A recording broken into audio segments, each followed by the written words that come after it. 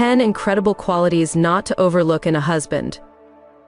A friend of mine asked me to edit a letter he was writing to his teenage daughters about what qualities to look for in a good man.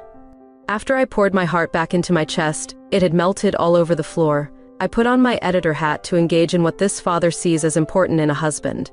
My letter-writing friend mentioned discipline, the way the boy in question treats his mother, and whether he has the strength of character to respectfully disagree with his girl. Reading his thoughts intersected with several conversations I've had over the past few months with Christian singles trying to figure out what this whole dating thing should be about. I think I need another decade of life experience before I could begin to pick apart what's really honoring when it comes to dating with Jesus at the center. But since I can't fix the good man Christian dating problem this morning, feel free to weigh in. I can at least start the conversation. Of course, the most important thing should be Jesus. But when I met Dave, the quality of his relationship with Jesus as well as my own wouldn't have been winning either one of us any crowns in heaven. We've both changed dramatically, and his relationship with the Lord is strong, steady, and well, quiet. So I worry that if I told you that the only thing that matters is to make sure Jesus is at the center of your relationship, you might start to figure that he's got to have some worship songs he can sing to you on the guitar. Or he needs to exposit some scripture. Or for goodness sake, at least move people to tears with the passion of his public prayers.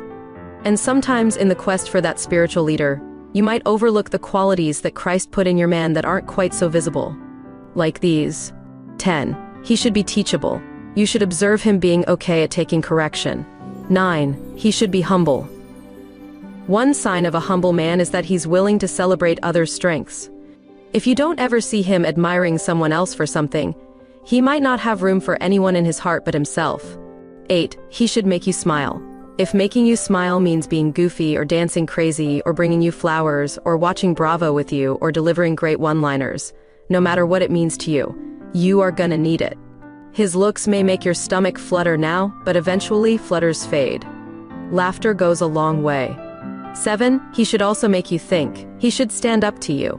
You might like being right, believe me, I get that. But you need a man who's willing to go toe-to-toe with you and call you out when you're being stubborn. Or seeing the world with your crazy glasses on. Believe me, he has different opinions than you, and you need him to express them. 6. He should cherish you. We women know we talk a big game, but at the end of the day, we want someone who will give us protection. I remember in college Dave being very concerned about my whereabouts when I was away at football games. And although I probably rolled my eyes and told him he was annoying, I know deep down that I wanted him to care in that way. 5. He should bear fruit.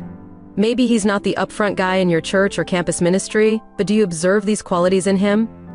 Peace, patience, kindness, goodness.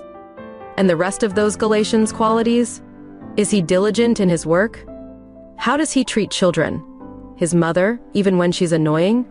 Do you see qualities in him that you admire? 4. He respects you. Even when you are irrational, even when you are emotional. If you say no to his advances, even if you said yes the day before, he gets it, he backs off. If he uses emotional manipulation or any kind of physical coercion, get the heck out of that. 3. He can control his temper. Everyone gets angry, but the Bible equates a man who is quick to anger to a fool. Nobody likes to show their angry side, so if you're beginning a relationship with a guy and you're seeing a temper, you better believe he's giving you his best side. So imagine what that might look like in 10 years, when the shine's worn off and he's still angry. 2. He is trustworthy. There is a feeling in his presence that he can be trusted. You tell him things and he doesn't repeat them. You mess up and ask forgiveness, and he really lets it go. You go out for a girls' night and he doesn't hound you every hour. He treats you specially and differently than any of his other friends, but he doesn't make you his idol. Nor does he demand that he become yours. If trust is breached, he confesses. If his trust of you feels threatened, he confronts it. This kind of trust is built upon consistent and persistent communication, even when you both stumble around trying to express yourself. This man knows that getting things out in the open is worth all the work. 1. He should think you are awesome. The best relationships I've seen have a bit of mutual awe built into them. This guy thinks you are almost out of his league, but you feel the same about him. He admires characteristics in you, and he believes in you.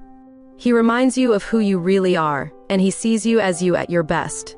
And in each other's presence, you are both better people. This is the true picture of a marriage with Christ at the center. And I believe that there are Christian men and women who are honestly following Christ who won't meet this criterion together. At the end of the day, there is a mystery of love that can't be programmed or planned. It requires faith, surrender, and a giving in, even when it defies reason. Maybe that's why they call it falling in love. Thank you for watching. And if you haven't already, please subscribe so that you don't miss out on any future I Believe videos. God bless.